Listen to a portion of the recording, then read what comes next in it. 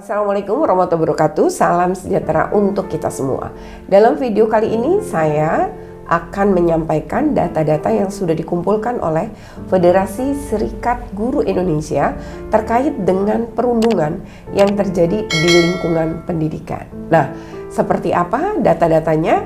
Datanya cukup mengejutkan karena 94,5% korban usia anak dan 92,5% pelakunya pun usia anak.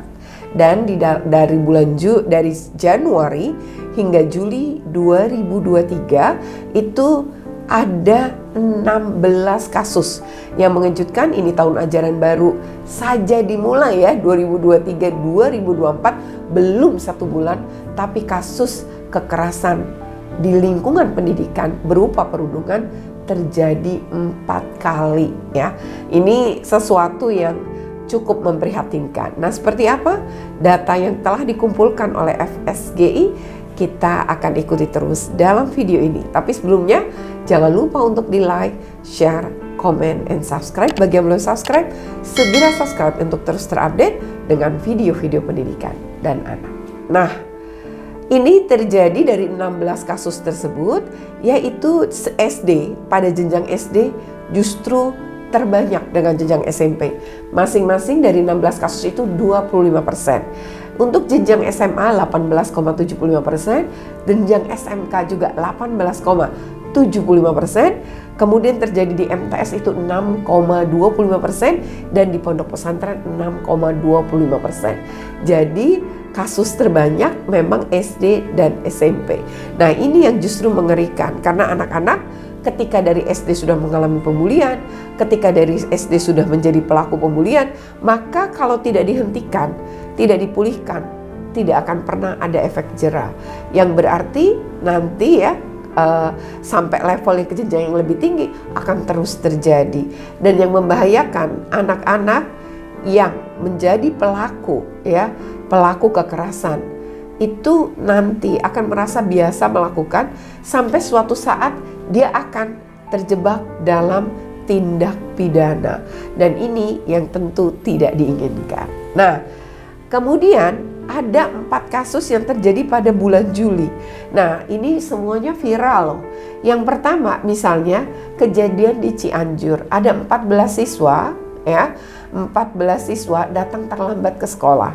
Kebetulan ini sekolah swasta dari SD sampai SMK.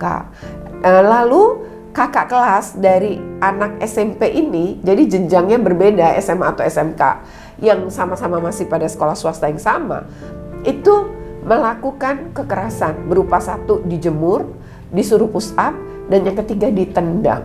Saat ditendang dari belakang, ternyata dari 14, 3 mengalami luka parah.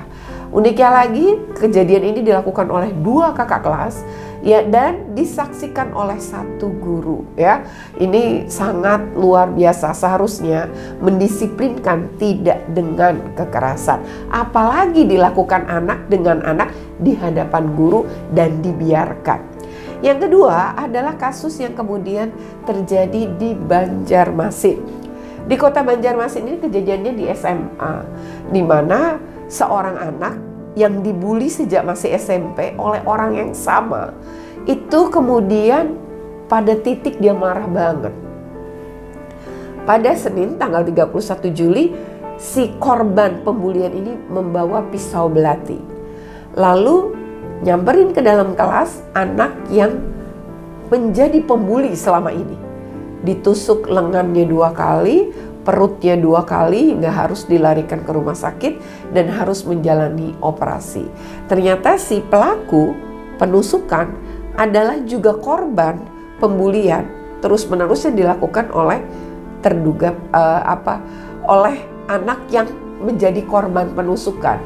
Jadi kemarahan yang tidak pernah ditangani, tidak pernah diungkapkan, tidak pernah juga dipulihkan, ini akhirnya menumpuk sampai menimbulkan keberanian melukai orang yang selama ini membuli. Tentu semuanya nggak boleh Jadi kalaupun kita korban tentu tidak bisa dibalas dengan cara seperti itu. Tapi ini adalah satu fakta bahwa kerap kali sekolah itu tidak peka, para guru tidak peka terhadap kondisi psikologi anak-anak yang seperti ini. Nah, kemudian kita juga guru juga menjadi korban. Misalnya ini adalah kasus yang terjadi di Rejang Lebong, Bengkulu, di mana guru ini menegur seorang murid yang kedapatan merokok di kantin. Tapi kemudian gurunya ngerasa muridnya ini mengacuhkan, ya. Lalu dengan kemarahannya gurunya menendang anak yang diduga merokok ini. Ya, berikutnya si anak tidak terima, lapor ke orang tuanya.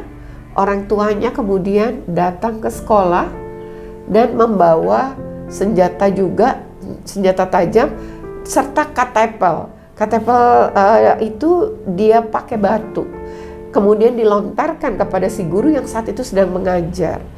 Lalu mengenai mata si guru, pecah, ya, berdarah, tentu dilihat oleh banyak anak-anak, dibawa ke rumah sakit dan si guru mengalami kebutaan permanen. Ya, jadi ini bayangkan, ya, gurunya melakukan kekerasan dulu, kemudian dibalas oleh orang tua siswa. Ini sesuatu yang udah pernah terjadi juga sebenarnya, ya, orang tua marah kepada guru terkait dengan kekerasan. Ini juga nggak boleh, kekerasan kemudian dibalas juga dengan melakukan kekerasan.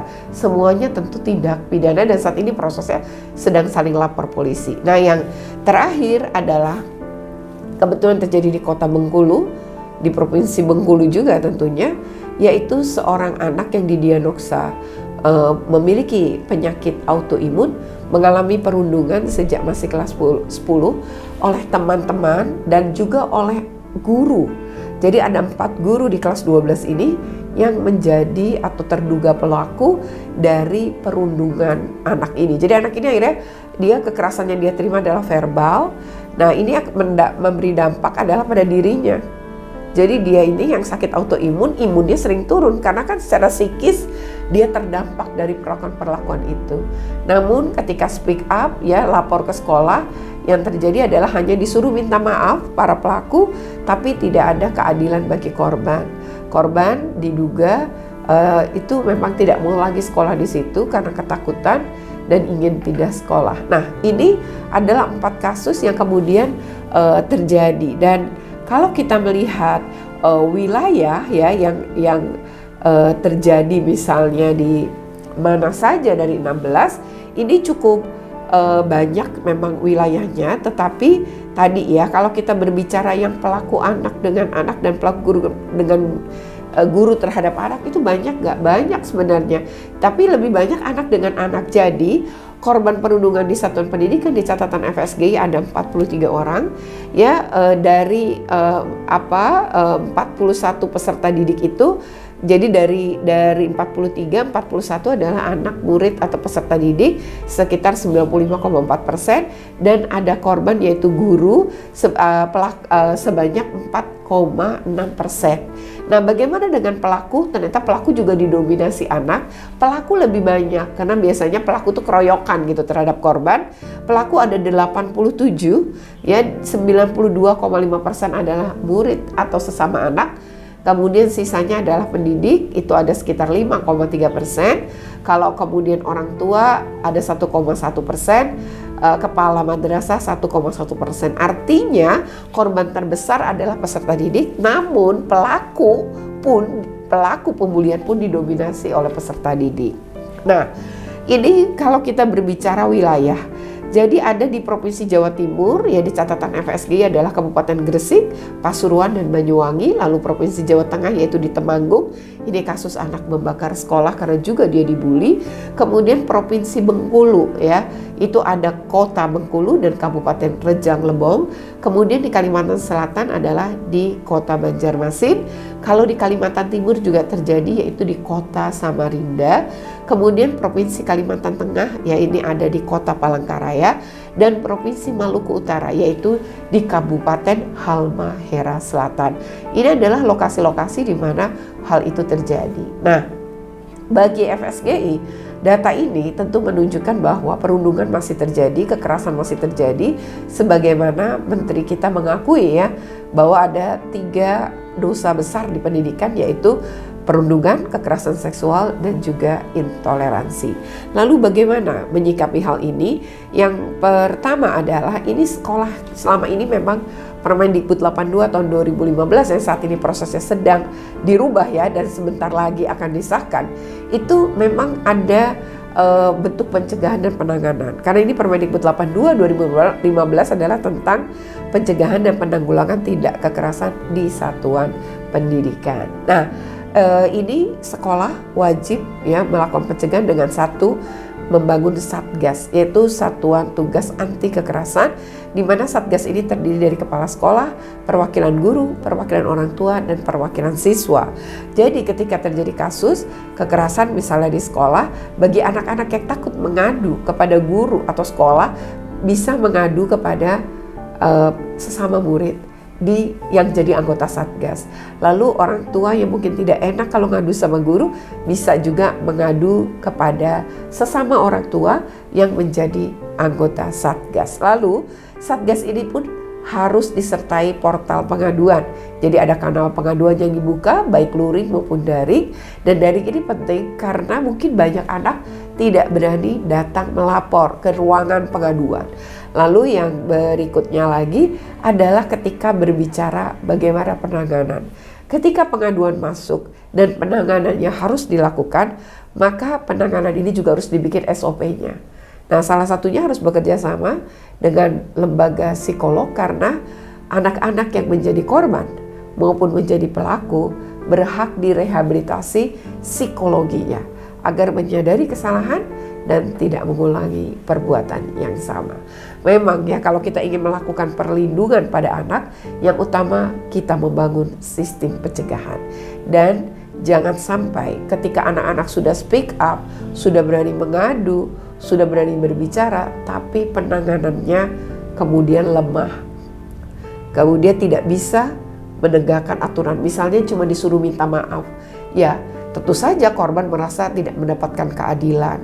Ya, harusnya pelaku juga mendapatkan sanksi agar ada efek jera dan tidak ditiru oleh pelaku yang lain.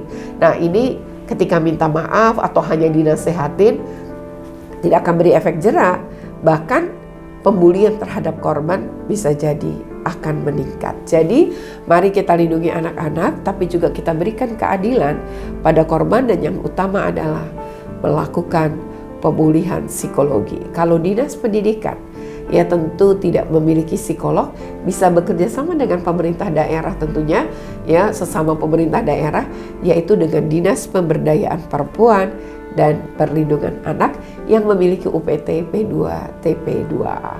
Mari stop kekerasan, stop perundungan, stop bullying, stop ya kekerasan terhadap anak. Ya, kita harus melindungi anak-anak dan dari berbagai bentuk kekerasan, karena kekerasan itu berdampak buruk pada tumbuh kembang anak kita. Demikian, terima kasih, semoga bermanfaat. Jika bermanfaat, jangan lupa untuk di like, share, komen, dan subscribe. Bagi yang belum subscribe, segera subscribe untuk terus terupdate dengan video-video pendidikan dan anak. Oke, terima kasih. Wassalamualaikum.